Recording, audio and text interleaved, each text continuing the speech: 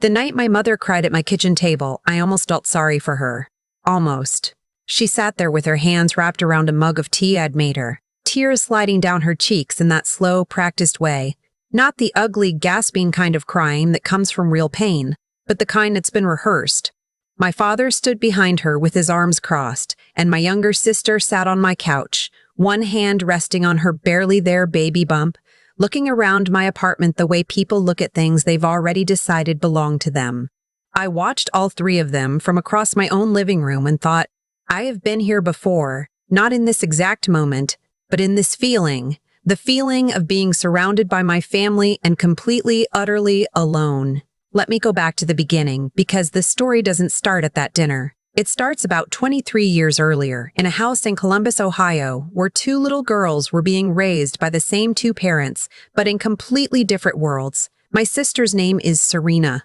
She is 2 years younger than me, and from the time she could walk, she was the one my parents pointed to when they wanted to show the world what their family looked like. Serena had the curly hair that photographed well. Serena had the laugh that made strangers stop and smile. Serena was the one my mother dressed up for church, and my father introduced first at every family gathering, even though I was older.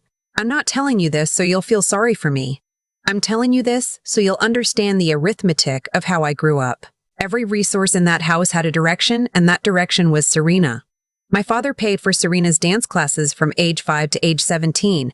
I asked once, I was 8, if I could take art classes at the community center. They were $12 a session. My mother said we couldn't afford it. 2 weeks later, Serena got new dance shoes that cost $90. I remember the exact number because I saw the receipt on the kitchen counter and did the math myself. 7.5 sessions I could have had. I stopped asking after that. By the time I was in high school, I had learned to be invisible in my own house. I got good grades, not because anyone celebrated them, but because I understood early that a scholarship was the only way I was getting out. I applied to 11 colleges my senior year. I told no one until I got accepted to Ohio State with a partial academic scholarship. My mother's response was to ask if I'd helped Serena study for her PSATs. I worked 2 jobs through college. I waitressed on weekends and worked the front desk at a gym on weekday mornings, sometimes opening at 5 a.m. before an 8 o'clock class. I graduated in 4 years with a degree in accounting and $14,000 in student loans, which I paid off in 3 years while living in a studio apartment and eating a lot of rice and frozen vegetables. Serena went to a private arts college in Nashville. My parents paid for all 4 years. Tuition, housing, a monthly allowance, a used car they bought her junior year when she complained the bus system was unreliable. I know the total because my father mentioned it once, almost proudly, at Thanksgiving. Just over $180,000 over 4 years. I said nothing. I passed the rolls. After college, I moved to Austin for a job at a mid-sized accounting firm. I was good at my job. I was the person who stayed late, who caught errors nobody else caught, who took on the accounts that made other people nervous because the numbers were complicated. I got promoted twice in 4 years. I started making real money. Not rich money, but solid, stable, more than I ever had money. I lived carefully. I saved aggressively. I had a specific goal, and I worked toward it with the same quiet determination I'd applied to every other thing in my life that no one else was going to hand me. In my 7th year in Austin, I bought a condo. It's on the 14th floor of a building in the South Congress neighborhood, with floor-to-ceiling windows that face west. In the evenings, the light comes through golden and warm and fills the whole living room. There's a small balcony where I put planters and a chair, and on weekend mornings, I sit there with coffee and watch the city wake up. I saved for 6 years for the down payment. I put down $87,000. My monthly mortgage was $2,100, which I paid on time every month without fail. It was mine. I had earned every single square foot of it. For about 2 years, I lived in something close to peace. I talked to my family occasionally, holidays, the odd birthday call, but I kept a comfortable distance. Not because I was angry exactly, but because I had learned that closeness with my family tended to cost me something. Then Serena's marriage fell apart. She had married a guy named Derek 3 years after college, a musician, which my parents had initially objected to until he turned out to come for money. They had a nice wedding in Savannah that my parents helped fund. I gave them a KitchenAid mixer from the registry and flew in for the weekend. The marriage lasted 4 years. I don't know all the details because Serena and I were never close enough for her to confide in me. But from what I understood, Derek had been unfaithful.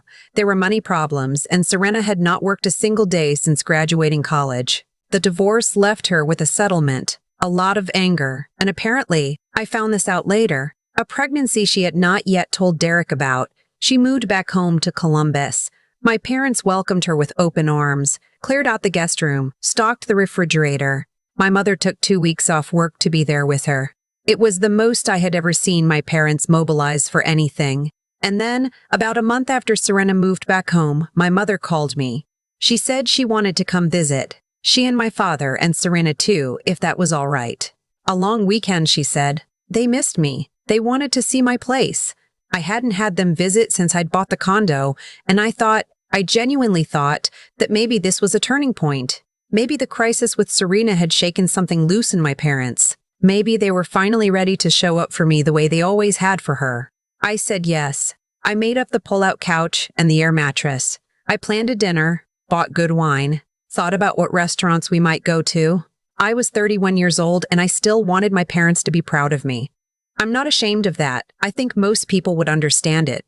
They arrived on a Friday evening. My father walked in and looked around at the windows and the skyline and the warm light and said, "Well, you did all right for yourself," which, coming from him, I chose to take as a compliment. My mother hugged me in that distracted way she had, already looking past my shoulder at the apartment, already cataloging. Serena stood in the doorway for a moment before coming in, and I noticed the slight curve of her stomach, and I felt something complicated, not quite tenderness, but something adjacent to it. Whatever had happened between us growing up, she was my sister. She was going through something hard. I handed her a glass of sparkling water and asked how she was feeling. She said, "Better now that I've seen this place." I didn't know what she meant by that yet. Dinner was fine, on the surface. We talked about neutral things. My father asked about my job. My mother talked about their neighbors back home. Serena ate quietly and looked out the windows a lot. I opened the wine, and for a while it felt almost like a normal family dinner, the kind I had spent years imagining us having. Then my father set down his fork. He had this habit of setting down whatever he was holding when he was about to say something he prepared in advance. I had noticed it my whole life. Before he told me I wasn't getting the car they'd promised, before he told me they couldn't help with college, before every significant disappointment. The fork went down, his hands folded on the table. He said, "We want to talk to you about something." As a family, my mother reached over and put her hand over Serena's.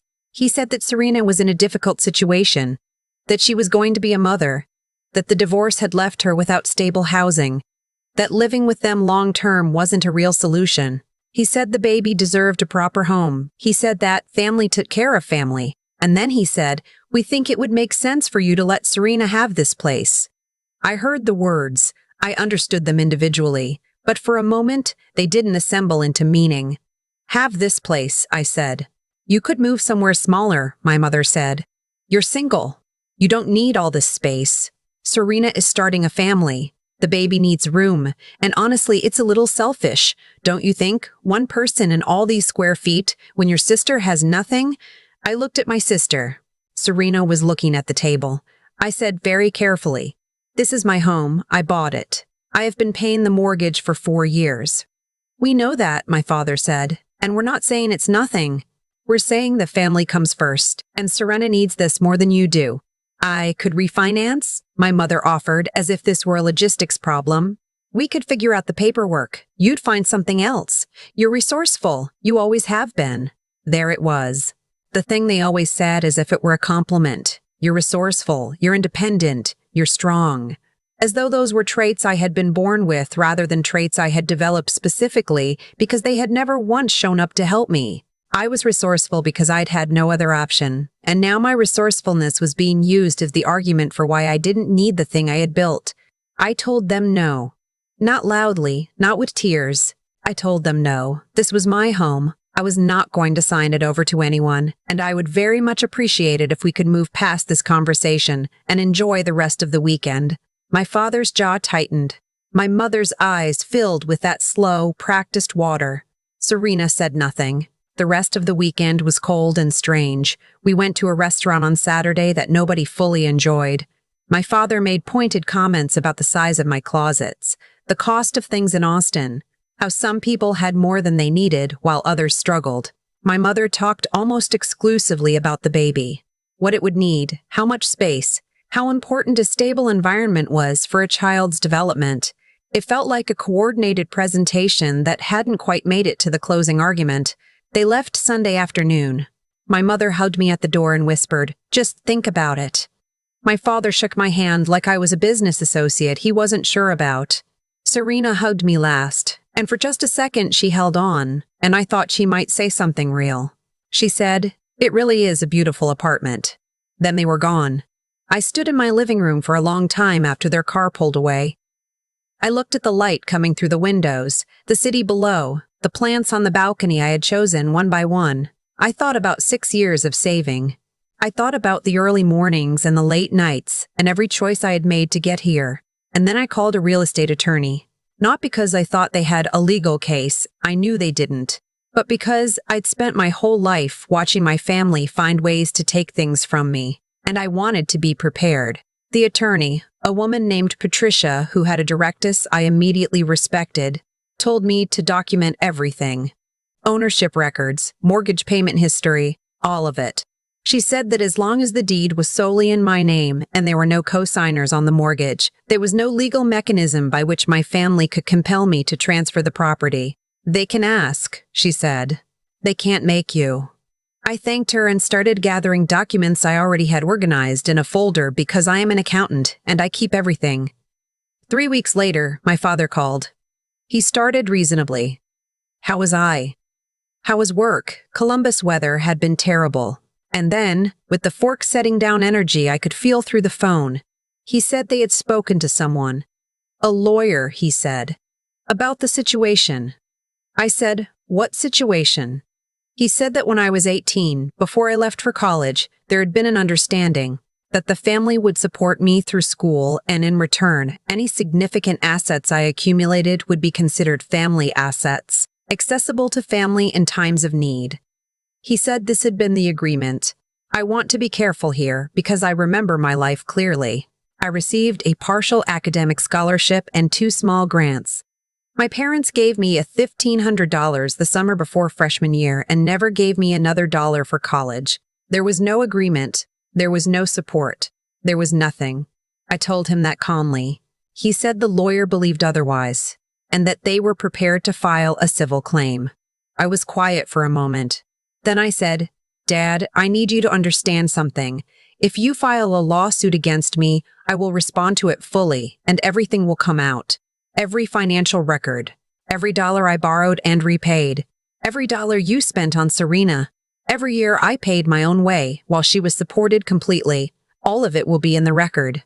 He said, "Is that a threat?" I said, "It's information." He hung up. I called Patricia the next morning. I explained the phone call, the alleged agreement, my father's mention of a lawyer. She was quiet for a moment, and then she said, "Send me everything you have. Every document, every record going back as far as you can get." I sent her a folder that took me 2 evenings to compile. Every tuition payment receipt, every scholarship letter, every bank statement showing my loan repayments, my mortgage documents, my down payment transfer records, 4 years of payment history, my tax returns, everything.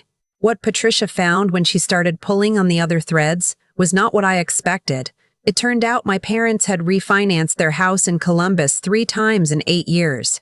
The equity they had pulled out, roughly $340,000 across the 3 refinances, had been used for a range of things, including Serena's college, her wedding contribution, Derek and Serena's first apartment deposit, and an amount that Patricia described, carefully, as consistent with ongoing personal debt management. My father, it emerged, had a history with gambling that I had not known the full extent of. Debts had been accumulated and quietly restructured. The house in Columbus had been leveraged to the point where there was very little equity remaining. The lawsuit they were threatening, the claim that I owed the family a share of my assets based on some childhood verbal agreement, appeared, in Patricia's assessment, to be less about any genuine legal theory and more about the fact that my parents needed money, were running out of options, and had decided I was their most accessible resource. They're not going to win this, Patricia told me, but they could make it unpleasant.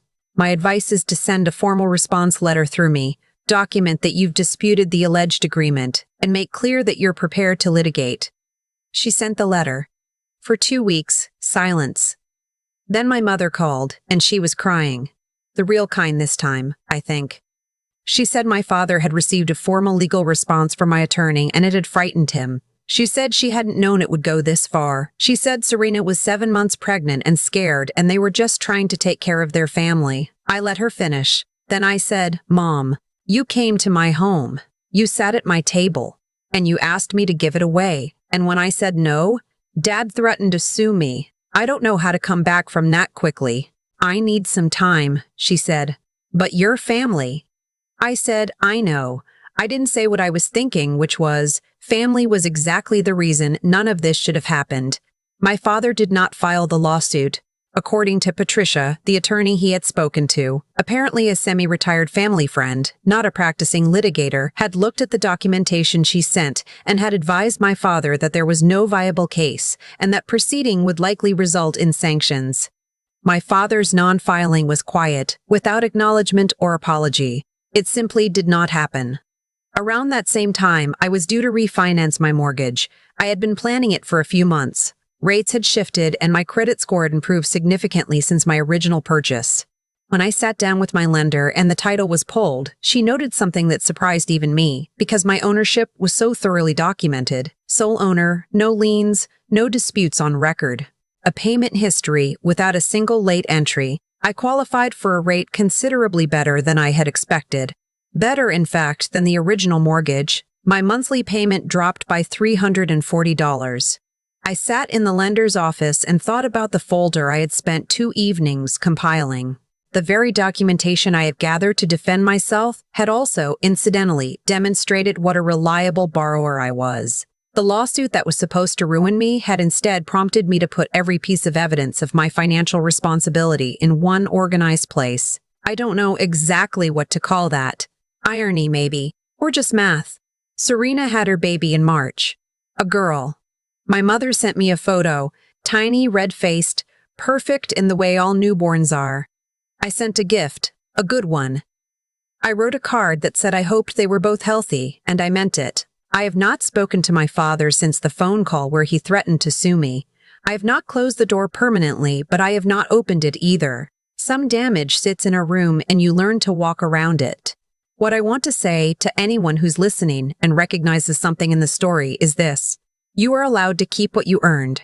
Not because you were selfish, not because you don't love your family, but because the fact that you worked harder and sacrificed more and built something with your own hands does not make that thing a communal resource for the people who never showed up for you.